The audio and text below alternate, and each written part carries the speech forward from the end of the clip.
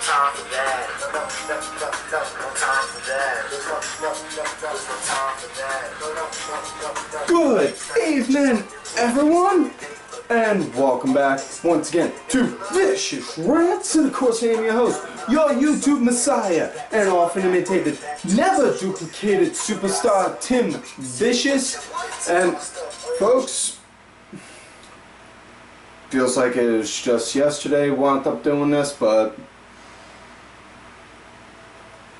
over the past weekend, wound up news broke to the wrestling world, lost Roddy Piper, and it's been 7 weeks since we lost Dusty. And just when you feel like you're starting to get back, you get something like this. The summer of 2015 has officially ruined my childhood altogether as far as what wrestling goes. You know, all the shit with Hulk Hogan, losing Dusty, now Hot Rod. For the love of God, I pray Undertaker's doing nothing but eating salads and doing 2 hours of cardio every day. But folks, you can just give the man his due and his respect. Give a 10-bell salute for Roddy Piper.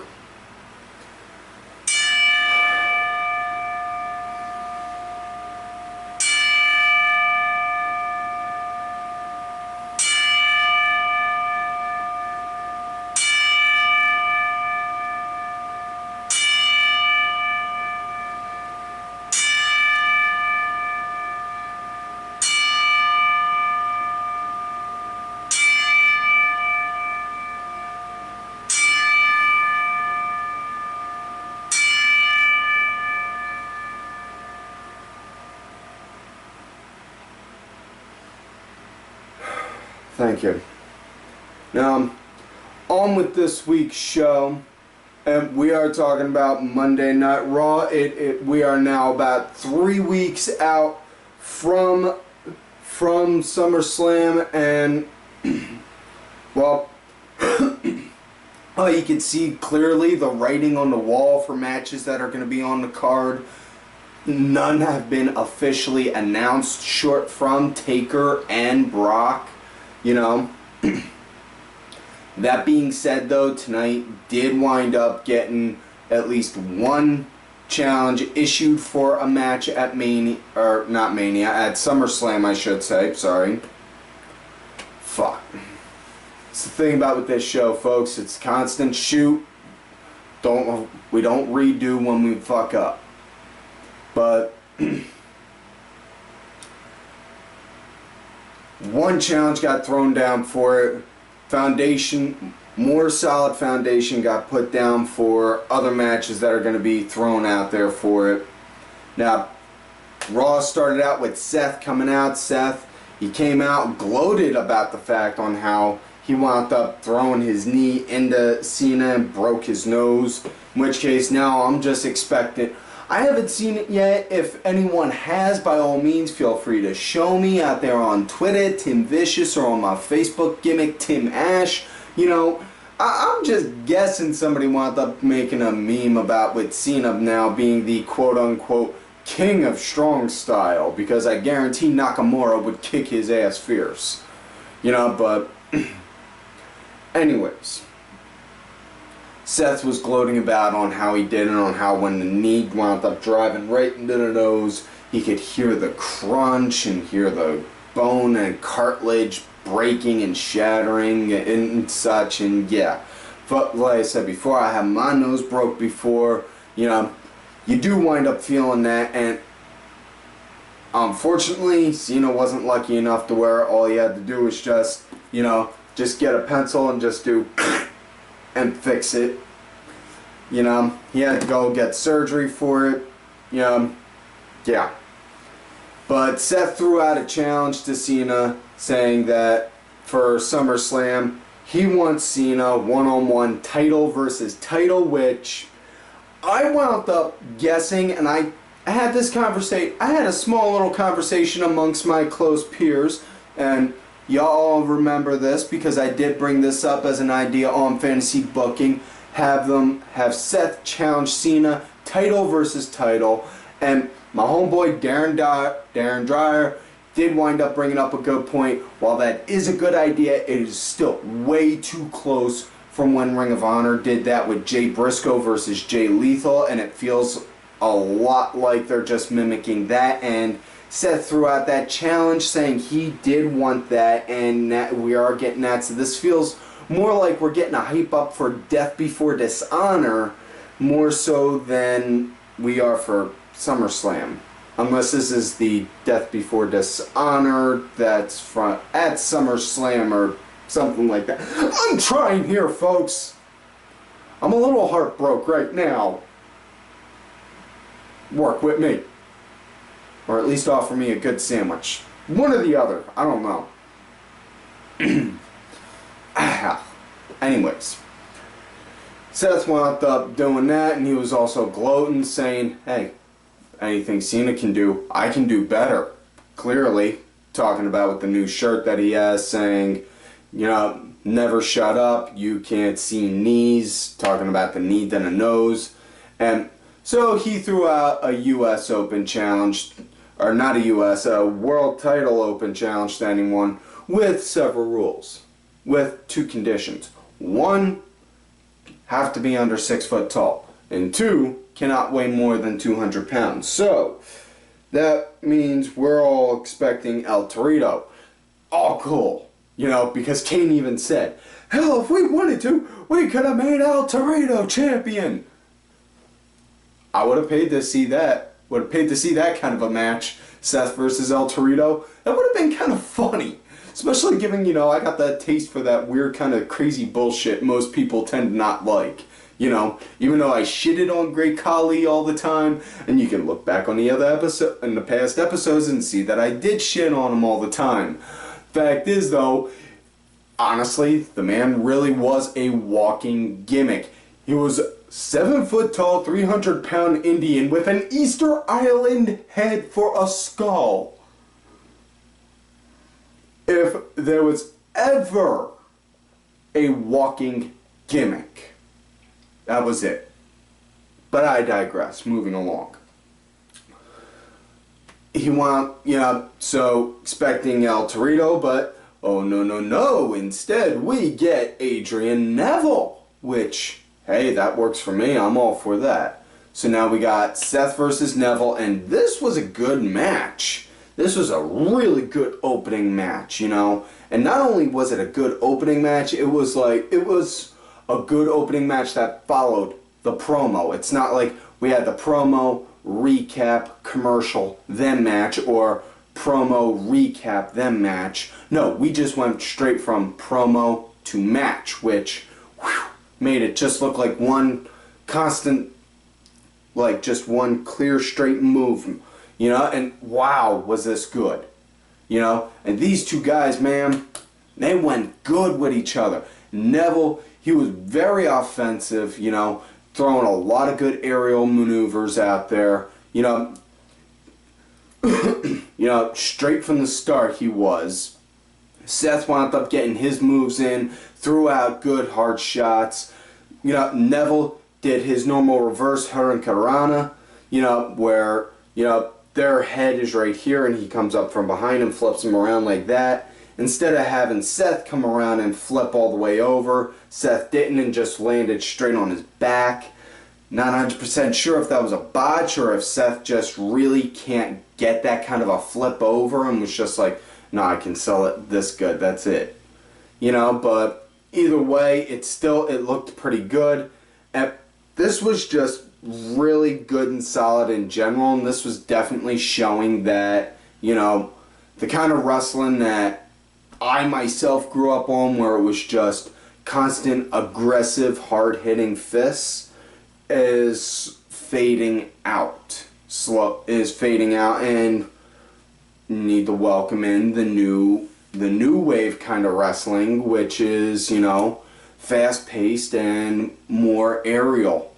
You know, not saying all guys are going to be like that, but fact of the matter is, call a duck and a spade, it is what it is, and that's what's going to wind up happening, you know? But yeah, the match, it really wasn't much of a, this actually, I gotta say, I really did legitimately think Neville was gonna win for a minute there, because Neville wound up hitting the red arrow on Seth, wham, hit him good, and then got the pin, 1, 2, and then Seth's his leg just caught the rope just like that, and whoa. And the ref looked like he was about maybe not even 2/3, you're that close to touching the mat. And whoa. So this made Neville look good.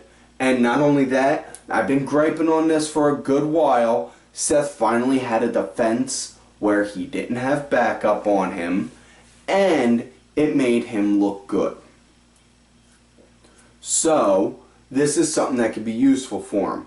If Seth can do something like this where he'll come off doing the ultimate opportunist kind of edge kind of character, put one part that, one part Ric Flair, dirtiest player in the game, like, ref, how much time is left in the match? Ref turns his back, next thing you know, Seth do something like, boom, like poke the eyes or do a low blow or something.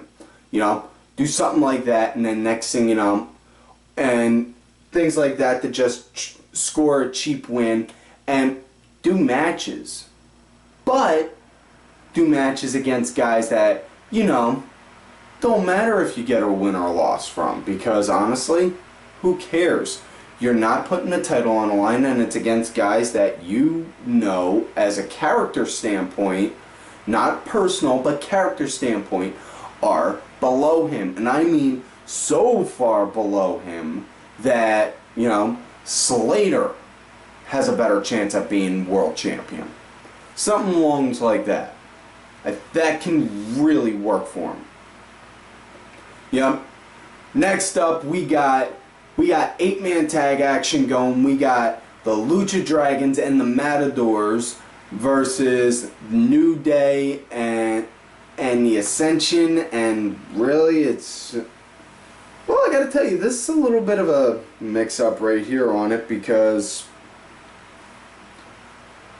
I did not expect to see New Day and Ascension working together, on that part anyway. I mean, big thing with this match was Titus, you had Titus and Darren, you had the primetime players doing commentary, talking about on how they're looking and seeing on who's going to be their next opponents, who their next opponents could be, and chances are what we're looking to build up to eventually is we're going to wind up getting, they're going to either do a 4-corner survival match between them all to see on who's going to challenge the tag champs, or we're going to wind up having something like, like a tag team turmoil, which I would absolutely have no problem with. And even yet, what would probably be even better would be a tag team gauntlet match, just have primetime players start and then have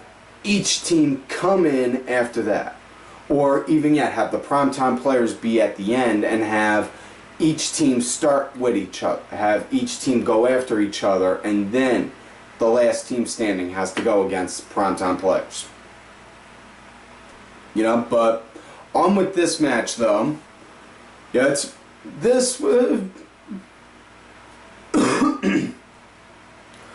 match seemed pretty even. I mean, it didn't give me that wow factor, but also 8-man's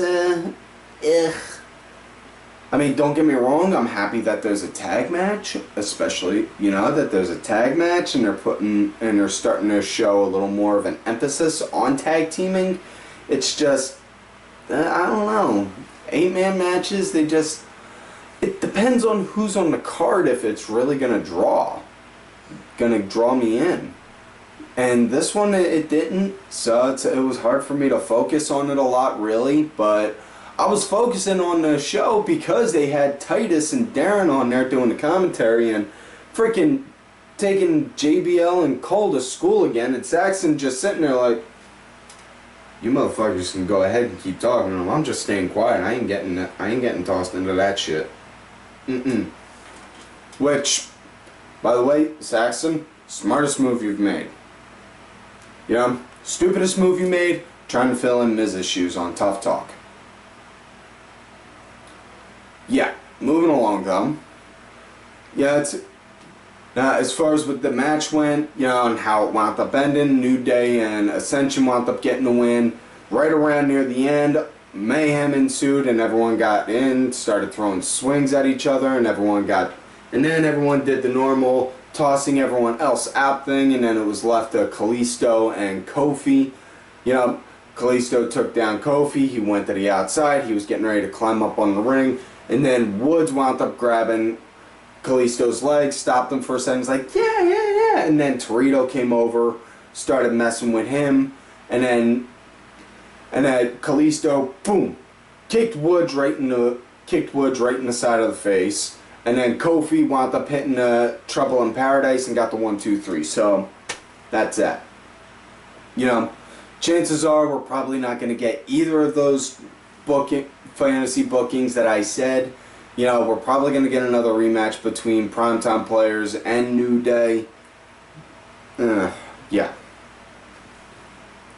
So, next matchup we had Charlotte and Becky Lynch going up against the Bella Twins, and man. Ugh. And it's, you know, nobody really likes the Bellas. That's a cold hard fact. You know, I mean, they both together make semi of a functioning wrestler because, I mean, one kinda can work a mic and one can kinda work the ring. You know, but unfortunately their Wonder Twin powers don't seem to activate. So that way one can be the form of this and the shape of that. And if you've ever watched the Super Friends, you get the reference. Moving along though, back to the match. You know, Becky, she was pretty much being used as like the cannon fodder, so to say, for her team, which, what I mean by cannon fodder is, you know, it's the one that takes the ass whooping for the team before they go and make a hot tag.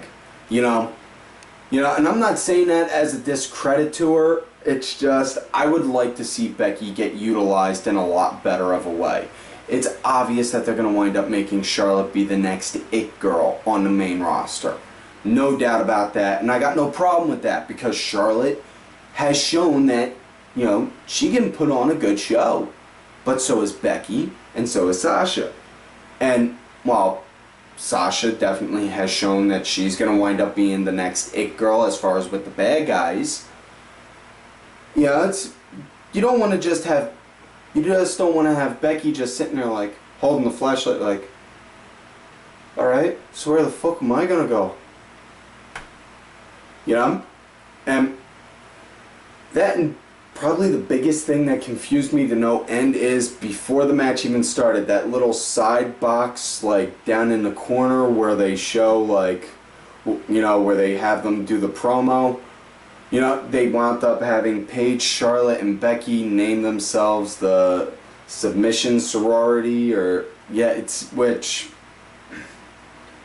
I could not help but laugh at to no end because the Submission Sorority pretty much sounds like nothing more but in, like, a bondage porn. And listen, I may have been single for a good while, and you know, but seriously, there are even some things I won't touch. And good Lord, who in creative or in the writing team thought of that?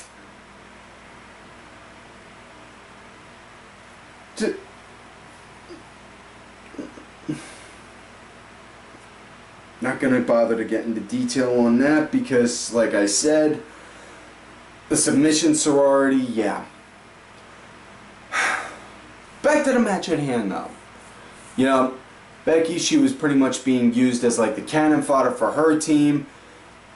And, yeah, Bree, like I said, she has as well. She's pretty much like the Virgil for her team. And, which, by the way, side note, if anyone has seen half the stupid shit Virgil has put out there, he put out a little thing on Twitter saying that any promotion that books him is going to guarantee to draw money. If somebody from Combat Zone is watching this, please book him on the next Tournament of Death, because I would just love to see him get put through a meat grinder, literally or figuratively. Because I guarantee if you guys do, you will get every last nickel and dime in my bank account. Now, back to the match. The match, this match, it was, yeah, you know, it was good. You know, I'm feeling like we're starting to get to that point where the quote-unquote Divas Revolution, where we're starting to get that plateau, because you only got the 3 stables. You got Bella's, Paige, and then Sasha's group. You can only have all 3 of them fight each other for so long. You know, you need to throw in something a little different, you know, to have another girl or 2, you know, random matches. And not just squash matches, but, you know, regular matches, like have Nikki go up against, you know, like Summer Rae or someone else, you know? Or have Becky Lynch go up against Emma or something, you know? Just something to change things up every now and again. It's not on a regular, don't need it on a regular basis. It's just, you know, something to be like, oh, wow, okay, that's different. But yeah, how the match wound up coming to an end, Charlotte wound up getting a figure 8 locked in, and Charlotte wound up hitting a figure 8, so, you know, wound up getting a win for her team. She got it locked in on Nikki, so, you know, I'm pretty sure that technically means, you know, she's going to wind up, according to the old wrestling rules, I believe that means she's entitled to a title shot at some point. You know, maybe we'll be lucky, we'll wind up getting a, you know, get a triple threat going on SummerSlam.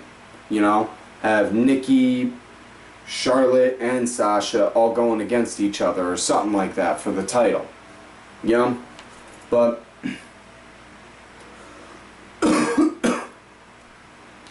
next matchup, I wound up getting Rusev versus Mizark Henry, which I was absolutely all for, because like Mark Henry, I throw ribs at him, I throw ribs and jabs at him, but in all fairness, I throw jabs at guys that I like also, you know? So, I may be an asshole, but I'm an equal opportunity asshole.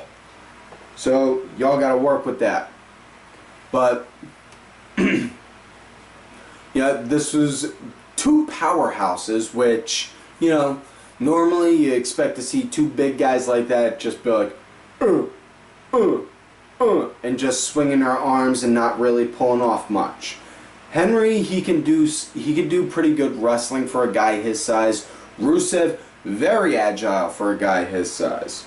You know, but the match, it was a little shorter than what I would have liked, you know, but he wound up winning using 2 super kicks, which, alright, give you that. It's a little different than using the accolades, so, you know, but, yeah, but it goes back again to what I've been griping about before with the finishers, you know? What makes your super kick so much different than someone else's super kick? Like if Kevin Owens has a match, what's the difference between your super kick and his super kick? You know? Much like when, you know, when you had Epico and Primo, what was the difference between their backstabber and when Alberto Del Rio did the backstabber?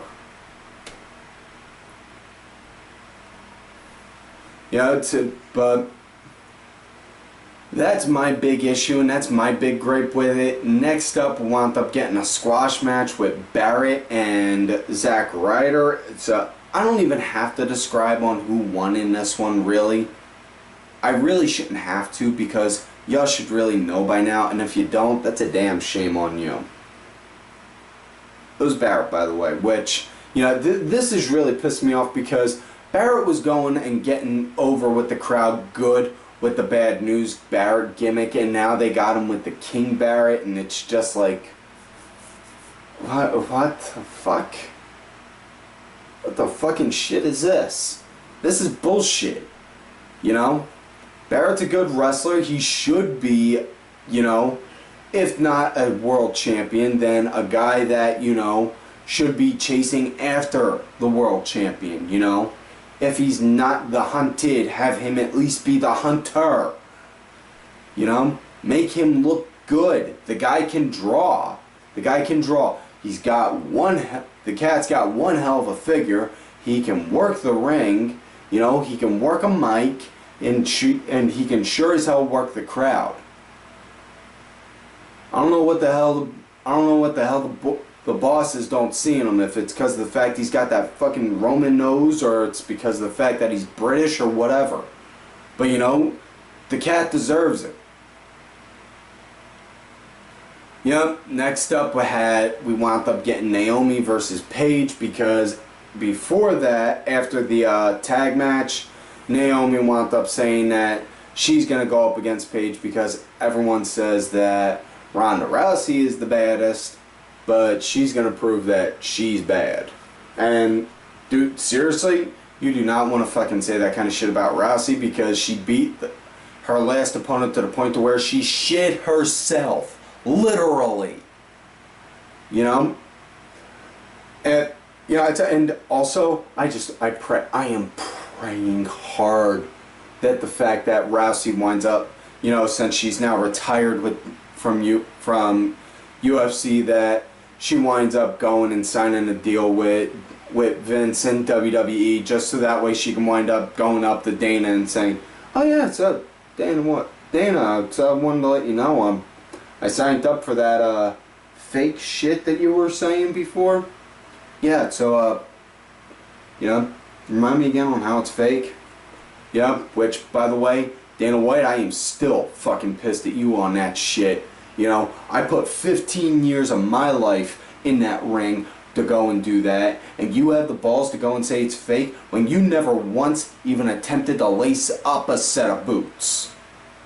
MMA fights may be more physical, but pro wrestling is more physically demanding. You know, when you got the balls to lace up a set of boots, you know, put that tape around your wrists, climb into that ring, and put your life in someone else's hands, then then by all means, you're allowed to. You know, Mick Foley said it best. You can call it fake, you can call it predetermined, you can call it scripted, whatever. But here's the question to all you MMA fighters. Does your sport wind up ending when somebody gets knocked out? Because mine's don't. Now, now that I'm done bitching and whining about Dana having his nuts in a vice because pay-per-view buy rates have been going down since the network, you know, on to the matter at hand. Paige versus Naomi. This Paige, she seemed a little off, like, you know, like she was coming off. I don't know don't know whether to say it was just her being sloppy or if it was just her seeming like, you know, she didn't really like give a shit about wanting to do this match, but she just seemed off, which is saying something because she was supposed to, you know, pardon the Star Wars reference, but she was the chosen one. She was supposed to bring balance to the Force, and who am I kidding? I never really thought that kind of shit. I just thought, oh wow, thank God we got a new face on the roster. You know, but yeah. As far as what that goes, it was,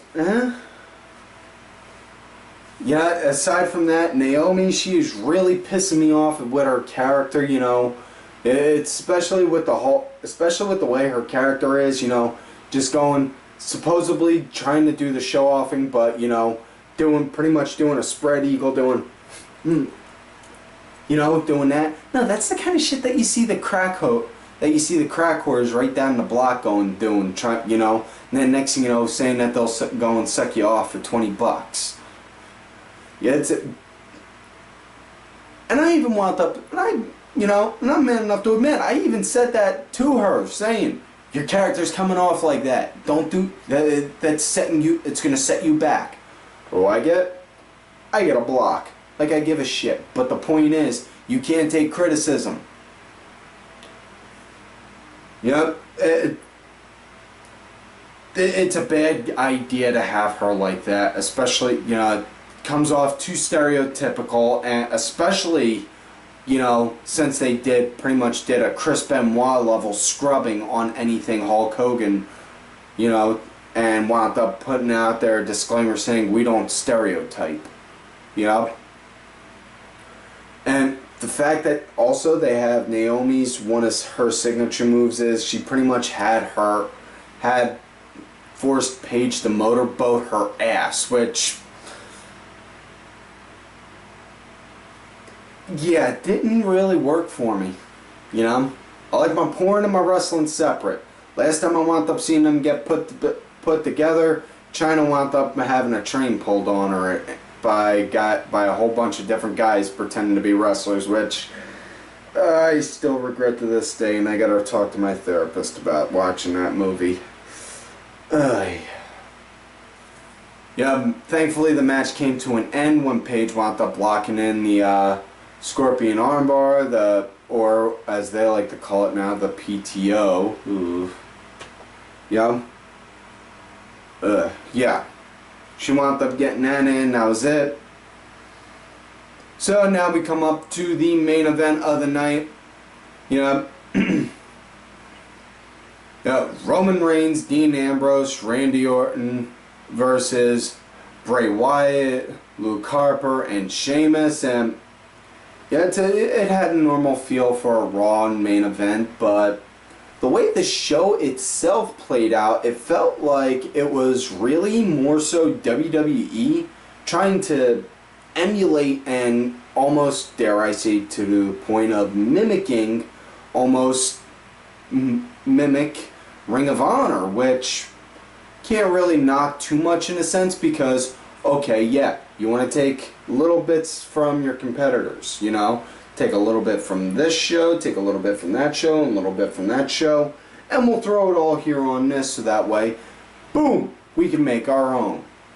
But you don't want to just, it felt like the show itself, and I don't know if it was because that, if it was the whole Seth wound up making that challenge and it left a bitter taste in my mouth or what, but yeah. But yeah, it is what it is, and this, it had a normal feel for it. You know, match wound up coming to an end when Sheamus went to go hit the brogue on Randy. Randy just ducked. Sheamus bounced off the ropes, and then Roman hit Sheamus with a spear, and then got the 1, 2, 3. So that was that with that was that, and yeah. So it's obvious on what matches that they're building up to. Tag team matches aside, what they're building up to. Owens versus Cesaro, Kevin Owens versus Cesaro, which I have absolutely no fucking problem with whatsoever because I've seen Kevin Steen and Claudio Castagnoli, you know, wrestle in the indies, not live, but thankfully on the computer. You know, they're going to wind up doing Randy versus Sheamus, possibility of maybe the bank being the briefcase on the line. Tag match with Roman and Dean versus Bray and Harper, and there's also rumors saying that they're going to wind up having Sting working with Roman and Dean, and Bray bringing someone in to be a new member for them. So yeah, all in all though, it was a half decent Raw. You know, wouldn't say it was the best, but it wasn't necessarily the worst, but it was still 3 weeks out, so we're still getting a little bit to build up to SummerSlam. I'd give this show at least a 6, not even a 6.5 or a 7, a 6. But that's it for this week's show, folks. So like all normal, do not forget to like the video, subscribe to the channel, go back, watch the other episodes. Look for me on Twitter at TimVicious. Make sure you also check out my backup account, Tim_Vicious. Make sure y'all also look for my Facebook. I'm out there on that Facebook gimmick, Tim Ash. You know, do not forget to go and check out the music that is being provided to you here, courtesy of my executive producer, Mr. Aldo Rewind Benji. You know, on iTunes, Xbox, Spotify. Details are down below in the description. Also, do not forget to follow all these cool ass cats right here on Twitter. Vicky Earls. I am Danny Sunday. Make sure y'all check out Danny, who does Rocket with Ollie for the See It or Skip It show. Mucky Morse, Axel Mulligan, Sunday Segway, Simply Sabrina, Cranky Grandpa, Legion Lady Aaron, my executive producer Oliver Ben, Just a Stupid Mark. Make sure y'all check them two out doing the War Paint and Mash show, as well as my client, who, as I have said before, is the true Raw General Manager, Bronx Bitch Forever. And folks, like I always tell y'all, you love me great, you hate me, fuck yous.